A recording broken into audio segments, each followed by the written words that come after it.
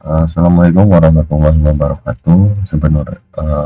Sebelumnya perkenalkan nama saya Hiroba Ikhtiar dengan NPM 2517051038, di mana saya ada di kelas A dengan jurusan Ilmu Komputer. Nah, pada kesempatan kali ini saya ingin membahas salah satu soal mengenai teknologi lah, terutama di bidang semikonduktor, yaitu transistor. Nah, pertanyaannya begini, mengapa teknologi MOS atau metal oxide semikonduktor itu menjadi standar utama dalam desain mikroprosesor dan memori modern? Nah, sementara BJT atau bipolar junction transistor masih dipertahankan pada aplikasi tertentu di papan sirkuit atau PCB lah. Nah, di sini ada 4 pilihan ganda yang dimana salah satunya benar.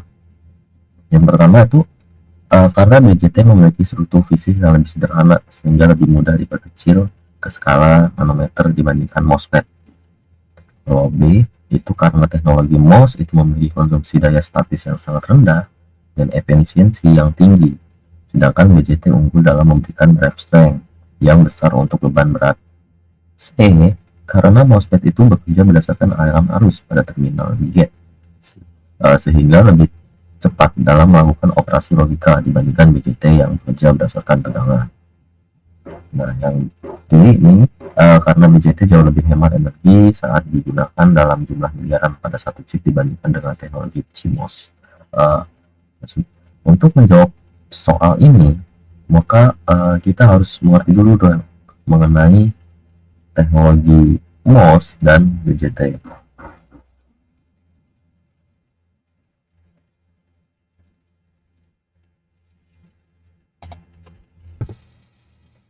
Jadi ini adalah modul yang saya gunain untuk menjawab pertanyaan ini, yaitu adalah Digital Circuit Design for Computer Science Student.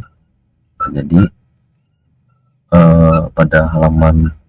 pada pembahasan halaman pertama, yaitu adalah gate and bipolar transistor, sampai halaman ke-8 saya ngambil dari sini. Nah, langsung aja kita bahas mengenai bipolar junction transistor. Jadi BJT ini adalah perangkat current controller atau yang dimana dikendalikan oleh arus. Artinya, arus kecil yang mengalir melalui terminal basis menentukan seberapa besar arus yang mengalir dari kolektor ke emitter.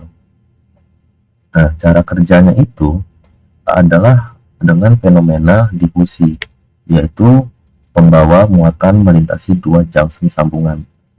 Nah, pada tipe NPN ini, ketika terminal basis diberi tegangan positif tipis terhadap emitter, elektron dari emitter yang kaya muatan akan disuntikan ke wilayah basis. Karena wilayah basis sangat tipis dan memiliki sedikit muatan positif atau holes, sebagian besar elektron ini tidak menetap di sana, melainkan ditarik oleh tegangan tinggi di kolektor atau reverse bias. Nah, jadi ada 3 pilar utama dalam bipolar junction transistor ini. Yang pertama itu adalah emitter, yaitu wilayah dengan doping paling tinggi untuk menyuplai pembawa muatan. Habis itu base, di mana base ini adalah wilayah tengah yang sangat tipis dan memiliki doping rendah untuk meminimalkan rekombinasi muatan. Dan yang terakhir itu adalah kolektor. Nah, ini adalah wilayah yang lebih luas untuk mengumpulkan muatan dan membuang panas. Cara kerjanya seperti ini. Jika tidak ada arus di basis, maka tidak ada arus yang mengalir dari kolektor ke emitter, atau matilah. Nah, begitu ada arus kecil di basis ini, arus besar dari kolektor akan mengalir keluar ke emitter atau ternyata. Nah, kelemahannya itu adalah karena basis ini butuh arus terus-menerus untuk tetap menyala, maka BJT atau bipolar junction transistor ini cenderung lebih boros daya dan cepat panas. Nah, selanjutnya itu ada namanya metal offset semiconductor FET, atau kita nyebutnya MOSFET lah pada seri ini. Nah, FET ini adalah perangkat voltage controller, dikendalikan oleh tegangan. Nah, aliran arus dikendalikan oleh medan listrik. Aliran arus dikendalikan oleh medan listrik yang dihasilkan oleh tegangan pada terminal gate. Jadi ini adalah terminal gate tanpa ada arus yang benar-benar mengalir masuk ke gate tersebut. Nah, cara kerjanya yaitu adalah pada MOSFET, jenis FET yang paling umum terdapat lapisan isolator tipis. Biasanya namanya itu adalah silikon dioxide. Nah, di bawah dari si gate ini. Ketika tegangan positif diberikan pada gate, medan listrik akan menarik elektron non substrat untuk berkumpul di bawah lapisan isolator tersebut dan membentuk sebuah channel konduktif yang menghubungkan antara source dengan drain. Semakin besar tegangan dari gate, semakin besar saluran yang terbentuk dan semakin besar arus yang bisa mengalir. Nah, pilar utamanya itu ada 3 juga, yaitu adalah source, gate, dan drain. Nah, source ini terminal asal di mana pembawa muatan masuk ke saluran. Sedangkan gate itu adalah terminal kendali terisolasi secara elektrik dari saluran. Nah, terus ada drain, di mana ini adalah terminal tujuan, di mana pembawa muatan meninggalkan saluran. Nah, kelebihannya itu sangat efisien dibandingkan sebelumnya, di mana dia ini tidak cepat panas dan ukurannya bisa dibuat sangat kecil atau seukuran nanometer lah pada saat ini. Itulah sebabnya miliaran dari FET bisa masuk di dalam satu chip prosesor pada saat ini kayak Intel dan AMD. Terus di sini ada perbandingan secara keseluruhan, di mana kita akan membandingkan bipolar junction transistor dengan field effect transistor atau MOS lah. Nah, kalau dilihat dari mekanisme kontrol, bipolar junction transistor itu dia pakai arus atau basis tadi, di mana BJT ini adalah perangkat yang dikendalikan oleh arus. Artinya, untuk mengalirkan arus besar dari kolektor ke emitter, dari kolektor ke emitter, itu Anda itu harus memasukkan arus kecil secara terus-menerus ke terminal basis. Sedangkan kalau si MOSFET ini, dia itu pakai tegangan atau gate. Nah, pakai ini, tegangan atau gate. Dimana Anda tuh hanya perlu memberikan tekanan listrik potensial pada terminal gate ini untuk menciptakan medan listrik yang membuka jalur aliran arus. Jadi tidak perlu listrik terus-menerus seperti si base ini. Nah, terus untuk implementasi inputnya, kalau BJT itu rendah hingga sedang, karena basis itu membutuhkan arus fisik untuk bekerja.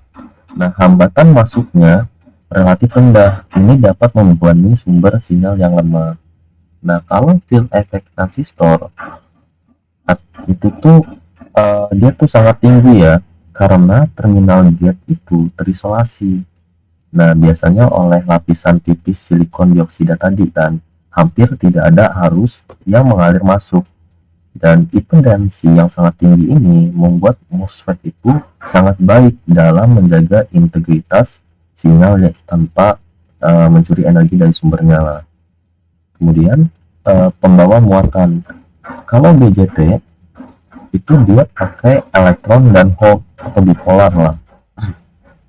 Nah, disebut bipolar mereka ini karena bekerja menggunakan dua jenis pembawa muatan sekaligus, yaitu elektron negatif dan hole positif.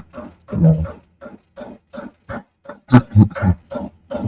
Sedangkan kalau MOSFET itu mayoritas saja atau unipolar. Disebut unipolar karena hanya menggunakan satu jenis pembawa muatan saja, hanya elektrod pada tipe N dan hanya hole pada tipe P. Ini membuat strukturnya lebih sederhana untuk diproduksi dalam skala massal. Nah, untuk kecepatan switchingnya, BJT ini sangat cepat, dan kalau untuk versi Schottky, BJT ini sangat cepat, terutama pada desain khusus seperti dioda transistor Schottky ini. Namun, BJT memiliki masalah waktu penyimpanan atau storage time saat berpindah dari kondisi jenuh ke mati. Nah, kalau MOSFET itu dia sangat cepat karena menggunakan teknologi modern kan. Dengan teknologi fabrikasi modern, MOSFET ini bisa berpindah kondisi on atau off dengan sangat cepat tanpa hambatan waktu penyimpanan. Hal ini memungkinkan prosesor bekerja pada frekuensi GHz. Terus dari stabilitas termalnya, kalau BJT ini lebih rendah ya, karena rentan terhadap fenomena thermal runaway. Ya, jadi jika suhu naik, arus itu cenderung naik juga, yang menyebabkan kalau suhu itu naik lagi hingga transistor bisa terbakar jika tidak dilindungi. Nah, kalau MOSFET ini kan sangat baik ya tentunya, karena MOSFET ini lebih stabil terhadap panas ketika suhu naik. Hambatan internalnya juga naik yang secara alami membawa arus dan mencegah kerusakan akibat panas berlebih. Terus juga dari konsumsi daya statisnya. Nah, BJT itu signifikannya karena BJT selalu mengonsumsi daya selama dalam kondisi on, karena arus basis harus tetap mengalir. Nah, kalau MOSFET itu dia hampir nol. Inilah alasan utama MOSFET itu mendominasi mikroprosesor selama transistor tidak berpindah status atau dia mati statis lah. Hampir tidak ada daya yang terpakai karena tidak ada arus yang masuk ke gate. Nah, kemudian kita akan bahas soalnya. Pertama itu adalah karena BJT memiliki struktur yang lebih baik, yang lebih sederhana sehingga lebih mudah diperkecil ke skala nanometer dibandingkan MOSFET. Ini jawabannya adalah salah ya. Malah justru kebalikannya yang benar, di mana MOSFET itu jauh lebih mudah diskalakan atau scalable ke ukuran yang sangat kecil atau nanometer dibandingkan BJT. Nah, struktur BJT ini yang memerlukan 3 lapisan semikonduktor dengan ketebalan spesifik. Muatannya tuh sulit dipadatkan dalam jumlah miliaran dalam satu chip. Nah, terus karena teknologi MOS ini memiliki konsumsi daya statis yang sangat rendah, hampir nol, dan efisiensi ruangan yang tinggi, sedangkan BJT unggul dalam memberikan drive strength yang besar untuk beban berat. Nah, ini adalah jawaban yang benar karena teknologi MOS itu memiliki konsumsi daya statis yang sangat rendah ya, yang sudah disebutkan sebelumnya bahwa dia itu hampir nol, dan efisiensi ruang yang tinggi, sedangkan BJT itu unggul dalam memberikan drive strength atau arus output lah yang besar untuk beban berat. Kalau yang C ini karena MOSFET bekerja berdasarkan aliran arus pada terminal gate sehingga lebih cepat dalam melakukan operasi logika dibandingkan BJT yang bekerja berdasarkan tegangan. Ini malah kebalik ya secara teknis, karena MOSFET itu dikendalikan oleh tegangan atau voltage controller lah pada terminal gate yang terisolasi, sehingga tidak ada arus yang mengalir masuk. Sementara BJT itu dikendalikan oleh arus current controller pada terminal base. Jadi ini kebalik ini. Terus yang C itu karena BJT jauh lebih hemat energi saat digunakan dalam jumlah miliaran pada satu chip dibandingkan dengan teknologi CMOS. Ini juga malah kebalik juga ya. Nah, jika kita menaruh 1 miliar BJT dalam satu prosesor, setiap BJT itu akan terus-menerus menyedot arus untuk setiap kondisi on. Jadi kan kita butuh pengarus listrik supaya dia hidup terus kan. Nah, hal ini akan menyebabkan prosesor menjadi sangat panas dan terbakar dalam sekejap. Sedangkan kalau yang CMOS kan tidak kan, dia tidak perlu aliran listrik untuk tetap hidup, sehingga pengendalian panasnya lebih bagus. Nah, jadi jawaban yang tepat itu adalah yang B, yaitu karena teknologi MOS memiliki konsumsi daya statis yang sangat rendah, yaitu hampir nol, dan efisiensi ruang yang tinggi, sedangkan BDT unggul dalam memberikan drive strength, arus yang output yang besar untuk beban yang berat. Sekian dari saya. Jika ada salah kata, saya mohon maaf. Pada Allah saya mohon ampun. Saya akhiri. Wassalamualaikum warahmatullahi wabarakatuh.